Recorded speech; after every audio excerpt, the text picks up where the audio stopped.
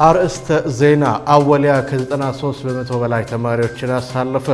በጉራጌ ዞን የመዋቅር ጥያቄን ተከትሎ በተነሳ ሰላማዊ ሰልፍ የጸጥታ ኃይሎች በወሰዱት እርምጃ ንጹሃን ለሞት መዳረጋቸውን ኢሰመጉ አስታወቀ። በአሜሪካ የሚገኝ የሙስሊም ተሟጋች ድርጅት የኖቤል ሽልማቱን አወገዘ። ሐማስና እስራኤል የተኩስ አቁም ስምምነት ላይ ደረሱ። ቱርክና ኢራቅ በሁለት ወንዞች ጉዳይ መስማማታቸውን አስታወቁ።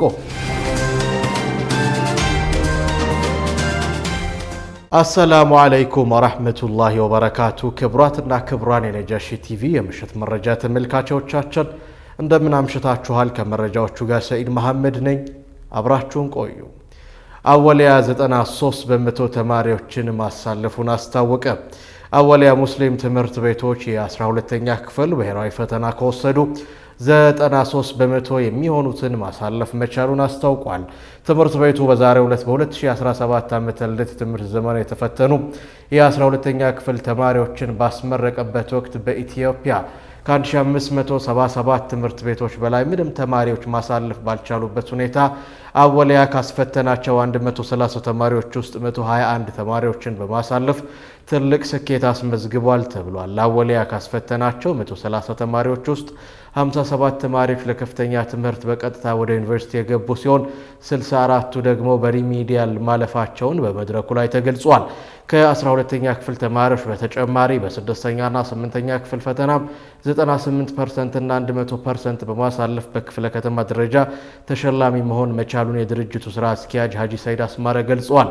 የአወሊያ ትምህርት ቤት ተማሪዎች በአካዳሚያዊ ትምህርት ብቻ ሳይሆን አረብኛ ቋንቋ፣ ኢስላማዊ ትምህርት፣ ስነ ምግባርና ሌሎች የህይወት ክህሎቶችን በመማር የህይወት ስንቅ የሚሰንቁበት ትምህርት ቤት ነው ያሉት የአወሊያ መረዳጃና ልማት ማህበር ዋና ስራ አስኪያጅ ሀጂ ሰይድ አስማረ ትምህርት ቤቱ በሀገራችን ትውልድ በመቅረጽ ረገድ ግንባር ቀደም ሆኗል ብለዋል። ስራ አስኪያጁ ሁሉንም ተደራሽ ማድረግ በቻልንበት የትምህርት አሰጣጥ ስርዓት በስኮላርሺፕ የሚማሩትን ጨምሮ በተመጣጣኝ ክፍያ ትልቅ ውጤት ማስመዝገብ የቻለ ብቸኛ ትምህርት ቤት ነው ብለዋል። በሀገሪቱ የተለያዩ ዩኒቨርሲቲዎችን የምትቀላቀሉ የአወሊያ ተማሪዎች የኢስላም አምባሳደሮች ስለሆናችሁ በሄዳችሁበት ሁሉ አወሊያ የሰጣችሁን የህይወት ስንቅ በትክክል በመተርጎም ለሌሎች አርአያ እንድትሆኑ ያሉት ሀጂ ሰይድ አስማረ ተማሪዎች በህይወታችሁ ሁሉ ተግታችሁ በመስራትና በሀገሪቱ ከፍተኛ ተቋማት ውስጥ ገብታችሁ ታሪክ እንድትሰሩ አደራ የሚል መልእክት አስተላልፈዋል።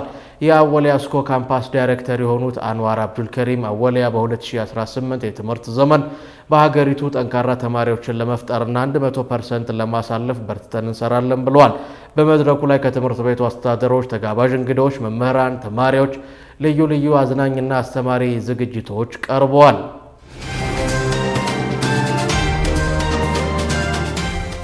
የጥቅምት ወርን ለየሲር ለና የበጎ አድራጎት ድርጅት መላው ማህበረሰብ ትኩረቱን እንዲያደርግ ተጠየቀ። መኖሬን ያወቅኩት ለሰው የኖርኩ ቀን ነው በሚል ሰብአዊ መርህ የሚንቀሳቀሰው የሲር ለና የበጎ አድራጎት ድርጅት ጥቅምትን ለየሲር ለና በሚል የበጎ ተግባር ንቅናቄ ጀምሯል። ከ5000 በላይ ለሚሆኑ የችግር ተጋላጭ ወገኖች ድጋፍ ለማድረግ የሚንቀሳቀሰው የሲር ለና የበጎ አድራጎት ድርጅት መኖሬን ያወቅኩት ለሰው የኖርኩ ቀን ነው በተሰኘው ሰብአዊ መርሁ ቀጥሎ አሁንም በተለየ መልኩ ደግሞ ጥቅምትን ለየሲር ለና በሚል የበጎ ተግባር ንቅናቄ አስጀምሯል። የጥቅምትን ለየሲር ለና መርሃ ግብር ማስጀመሪያ ጋዜጣዊ መግለጫ በዛሬው ዕለት ጥቅምት 1 የተሰጠ ሲሆን ነጃሺ ቲቪ በስፍራው ተገኝቶ ተከታትሏል። በመግለጫውም የጥቅምት ወር ለየሲር ለና መርሃ ግብር ሲዘጋጅ ለሁለተኛ ዓመት እንደሆነ የተገለጸ ሲሆን ዓላማውም ተቋሙ ለሚያከናውናቸው የበጎ አድራጎት ስራዎች በዘመቻ መልክ ገቢ ማሰባሰብና ድርጅቱንም በስፋት የማስተዋወቅ ስራዎች የሚሰሩበት ነው። ድርጅቱን የሚደግፉ ሰዎችም በተለየ ሁኔታ በአባልነት የሚመዘገቡበት ልዩ መርሃ ግብር ነው። በተጨማሪም ከዚህ ቀደም ከተከናወኑ የበጎ ተግባራት ልምድን በማዳበር ድክመቶችን በማረም በተለየ መልኩ እንደሚካሄድ የድርጅቱ ምክትል ስራ አስኪያጅ አቶ አብዱል ባሲጥ ሐሰን ገልጸዋል። በጥቅምት ለየሲር ለና መርሃ ግብር ከሚከናወኑ አበይት ተግባራት መካከል የእናቶች ቀን፣ የልጆች ቀን፣ የሲር ለና የቤተሰብ ቀን፣ የደም ልገሳ ቀን እንዲሁም የህፃናት ሕክምና ቀንና ሌሎችም ተያያዥ በጎ ምግባራት የሚከናወኑበት መሆኑን አቶ አብዱል ባሲጥ አክለዋል። የሲር ለና በዚህ ንቅናቄ ከሚተገብሩት ተግባራት በተጨማሪ በርካታ ስራዎችን በየዓመቱ ተግባራዊ ያደርጋል። ለአብነትም በገጠራማ የሀገራችን አካባቢዎች የውሃ ጉድጓድ ማስቆፈር፣ ለየቲሞች ዓመታዊ የትምህርት ቁሳቁስ ድጋፍ ማድረግ፣ ሳምንታዊ የምገባ ፕሮግራም አስቤዛ ድጋፍ ማድረግ እንዲሁም በበዓላት የልብስ ድጋፍ ማድረግ በተቋሙ ከብዙ በጥቂቱ የሚከወኑ ተግባራት ናቸው። በመጨረሻም ጥቅምት ለየሲር ለና መርሃ ግብርን በመቀላቀል መላው የማህበረሰባችን አካል ከዚህ በጎ ተግባር በዱንያም በአኺራም ከምንዳው ተጠቃሚ እንዲሆን በድርጅቱ ዋና ስራ አስኪያጅ ኡስታዝ ኑሩ ቱርኪ አማካኝነት መልእክት ተላልፏል።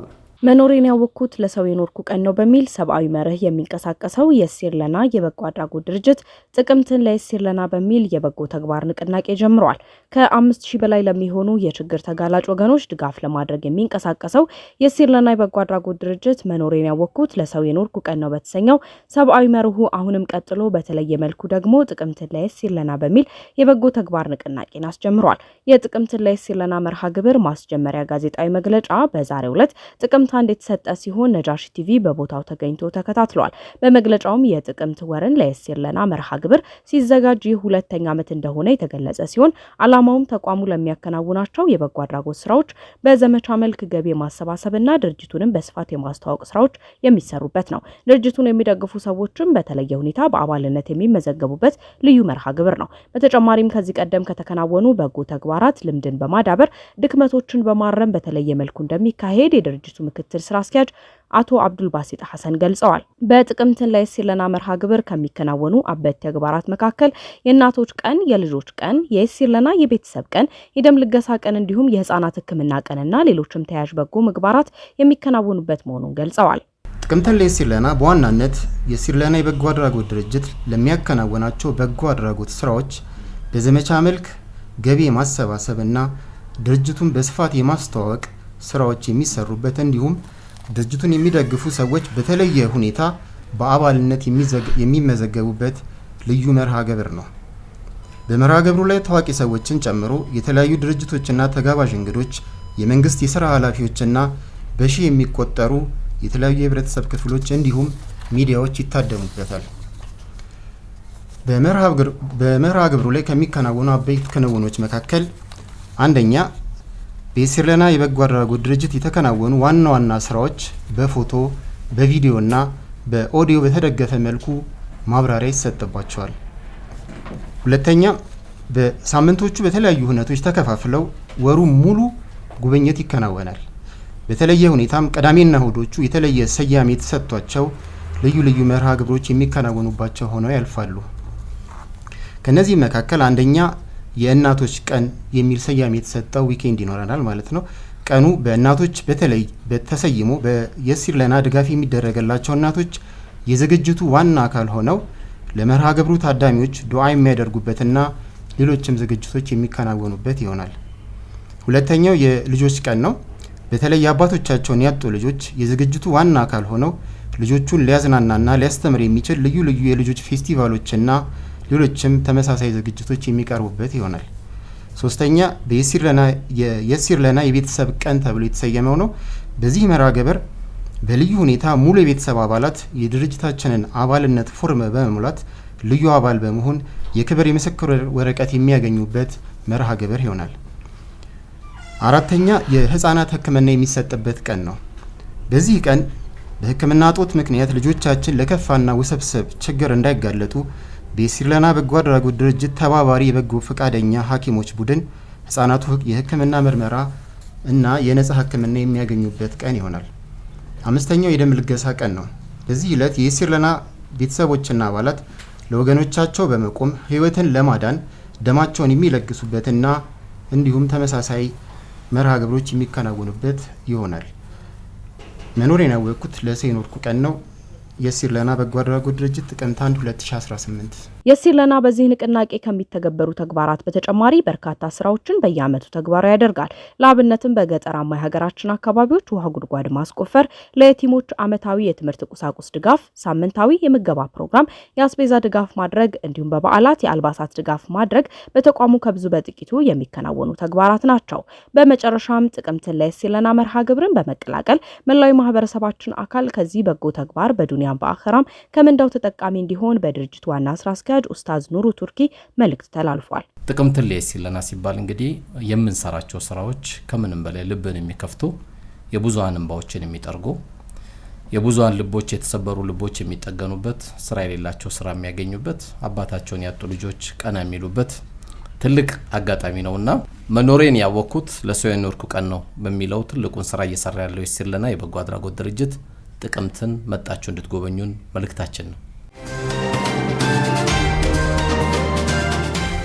በጉራጌ ዞን የመዋቅር ጥያቄን ተከትለው በተነሳ ሰላማዊ ሰልፍ የጸጥታ ኃይሎች በወሰዱት እርምጃ ንጹሃን ለሞት መዳረጋቸውን ኢሰመጉ አስታወቀ። የኢትዮጵያ ሰብአዊ መብቶች ጉባኤ ኢሰመጉ በአማራና በማዕከላዊ ኢትዮጵያ ክልሎች በተከሰቱ ግጭቶችና አለመረጋጋቶች በርካታ ሰብአዊ መብት ጥሰቶች መድረሳቸውን የሚገልጽ መግለጫ በማውጣት መንግስት የዜጎችን ደህንነት የማስጠበቅ ግዴታውን እንዲወጣ አሳስቧል። ጉባኤው በማዕከላዊ ኢትዮጵያ ክልል ምስራቅ ጉራጌ ዞን መስቃን ወረዳ የመዋቅር ጥያቄን ተከትሎ መስከረም 17 እና 18 ቀን 2016 በተካሄደ ሰላማዊ ሰልፍ ላይ የመንግስት የጸጥታ ኃይሎች በወሰዱት የኃይል እርምጃ የቡታጅራ ከተማ ነዋሪ የሆኑ ንጹሃን ዜጎች ለሞት መዳረጋቸውን አረጋግጧል። በዚህ ክስተት በንብረት ላይ ውድመት መድረሱ ተጠቅሷል። ኢሰመጉ ዛሬ ባወጣው መግለጫ የክልሉ መንግስት ጥቃቱን የፈጸሙ የጸጥታ አካላትን ለህግ እንዲያቀርብና ለተጎጂዎች ፍትህ እንዲያረጋግጥ አሳስቧል። በተመሳሳይ ኢሰመጉ በአማራ ክልል ግጭቶች ምክንያት የሚፈጸሙ ከፍተኛ የሰብአዊ መብት ጥሰቶች እንዳሉ አመልክቷል። በአሜሪካ የሚገኘው የሙስሊሞች ተሟጋች ድርጅት የኖቤል ሽልማቱን አወገዘ። በአሜሪካ የሚገኘው የሙስሊም ድርጅት ተሟጋች ሲኤአር የዘንድሮውን የኖቤል የሰላም ሽልማት ለቬንዙዌላ መሪ ማሪያ ኮሪና ማቻዶ ለመሸለም የተወሰነውን ውሳኔ ማውገዙን አስታውቋል። ድርጅቱ ባወጣው መግለጫ ማሪያ የእስራኤል ወታደሮች የፈጸሙትን የዘር ጭፍጨፋ ደጋፊ መሆኗን ገልጿል። ማሪያ ኮሪና ኢስላምን በሚጠሉ ቡድኖች የምትደገፍ ናት ያለ ሲሆን ለሙስሊሞች ከፍተኛ ጥላቻ የምታሳይ በመሆኗ የኖቤል ሽልማት ኮሚቴዎች ውሳኔያቸውን በድጋሚ እንዲያጤኑ ጠይቋል። ዘረኝነትን የሚያስፋፉ በንጹሃን ላይ የሚደርስን የዘር ማጥፋት ተግባር የሚፈጽሙ እንዲሁም ለሚደግፉት ሽልማቱ ሊበረከት አይገባም በማለት አውግዟል።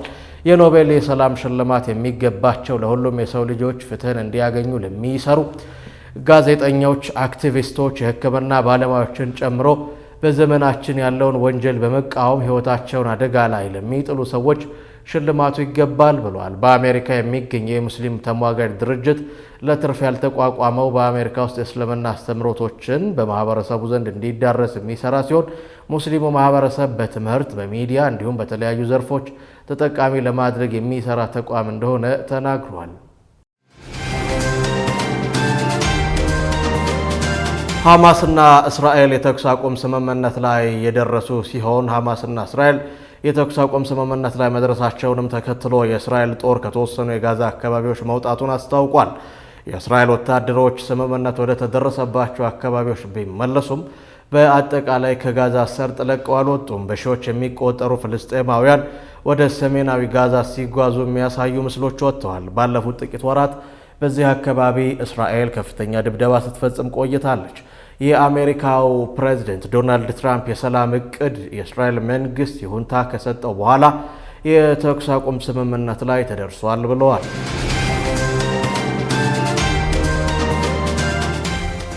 እስራኤል ምሽቱን በሊባኖስ ላይ በፈጸመችው የአየር ጥቃት ሰዎች መሞታቸውንና መጎዳታቸውን ዘገባዎች አመለከቱ። የእስራኤል ጦር ከቤይሩት በ50 ኪሎ ሜትር ደቡብ ርቀት ላይ የሚገኘውን የኢንዱስትሪ ዞን ኢላማ በማድረግ ወደ 12 የሚጠጉ ጥቃቶችን መፈጸሙን የሊባኖስ ሚዲያ ዘግቧል። የሊባኖስ ጤና ጥበቃ ሚኒስቴር እንዳስታወቀው በጥቃቱ አንድ ሰው ሲገደል ሌሎች 7 ሰዎች ቆስለዋል። የእስራኤል አየር ኃይል እንደ ቡልዶዘር፣ ኤክስካቫተር፣ ሎደር ያሉ በደርዘን የሚቆጠሩ የግንባታ ማሽኖችን እንዳወደመም ተናግሯል። የእስራኤል መከላከያ ሰራዊት በደቡብ ሊባኖስ አካባቢ የሂዝቦላ የሽብር መሰረተ ልማቶችን አፈራርሷል። የሽብር መሰረተ ልማቶችን እንደገና ለመገንባት የሚያገለግሉ የምህንድስና ማሽነሪዎች በሚገኙበት አካባቢ ተመቷል ሲል በማህበራዊ ሚዲያው ላይ ገልጿል። በሀገራቸው የተከሰተውን የውሃ እጥረት ለማስተካከል ቱርክና ኢራቅ በውሃ አጠቃቀም ዙሪያ ከስምምነት ላይ መድረሳቸውን ያስታወቁ ሲሆን በቅርቡ በኢራቅ ሁለቱ ሀገራት እንደሚፈራረሙ አስታውቀዋል። የቱርክ የውጭ ጉዳይ ሚኒስትር ሃካን ፊዳን ጉዳዩን አስመልክቶ በሰጡት መግለጫ በኢራቅ ወንድሞቻችን ላይ እየደረሰ ያለውን የውሃ እጥረት ተረድተናል ብለዋል። በተጨማሪም ቱርክ በኢራቅ ያለው የውሃን ችግር ለመቅረፍ እየሰራች ትገኛለች በማለት ተናግረዋል።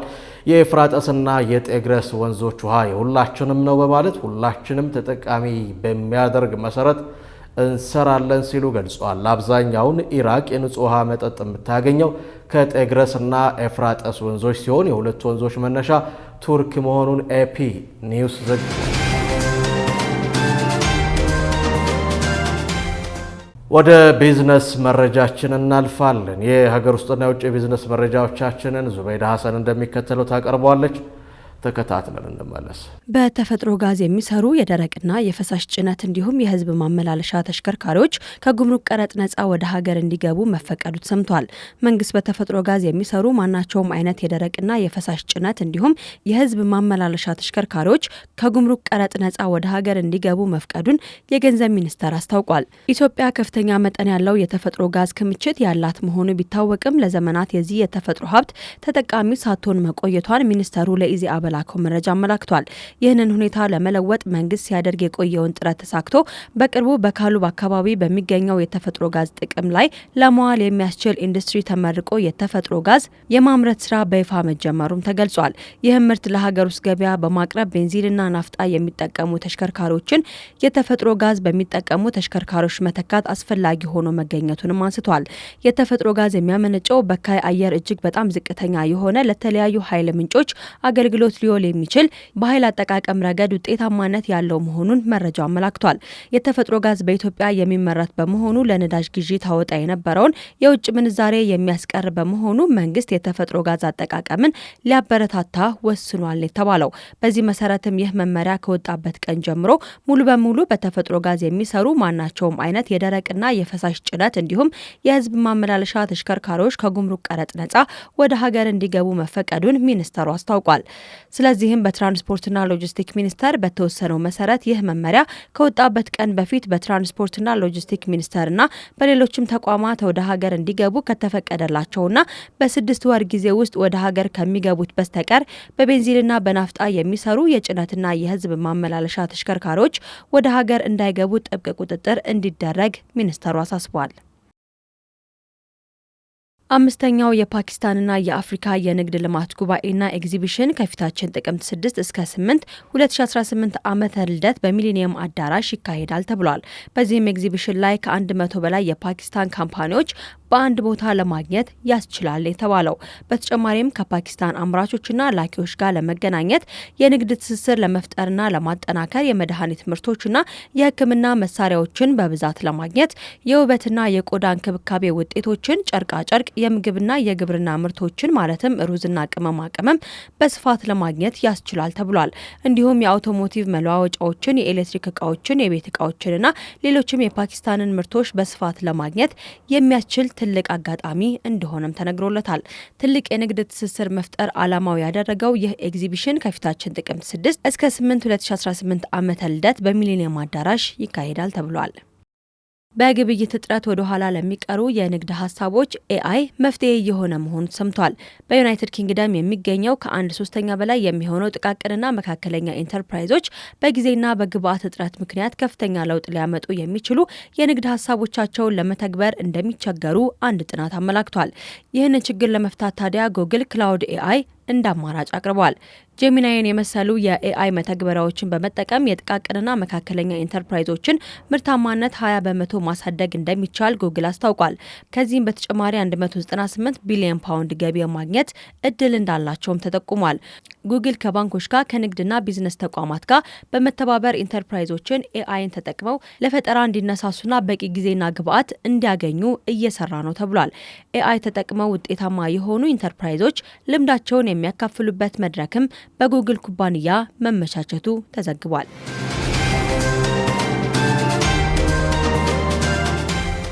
በመጨረሻም የድንቃ ድንቅ መረጃችንን የምናደርስበት ሰዓት ላይ ደርሰናል። ኢማን መሐመድ አዘጋጅተዋለች።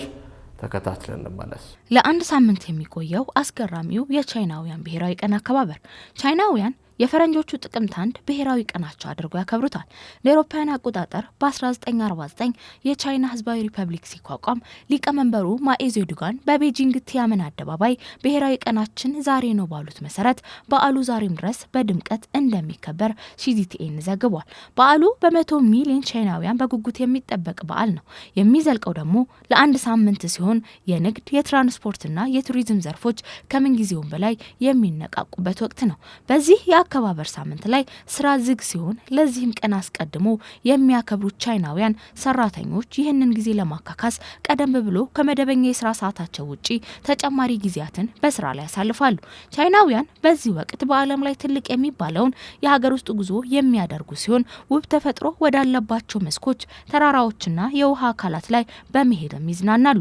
በዚህ ጊዜ የትራንስፖርት እንቅስቃሴ በባቡር ብቻ በ7 ቀናት ውስጥ 219 ሚሊዮን መንገደኞች እንደሚጓጓዙ ይገለጻል። በዚህ ሳምንት የገጠር ነዋሪዎች ወደ ከተማ የሚተሙ ሲሆን በብሔራዊ ቀን ላይ የርችት ስነ ስርዓት፣ የወታደራዊ ሰልፍና ታሪካዊ ቦታዎችን ይጎበኛሉ።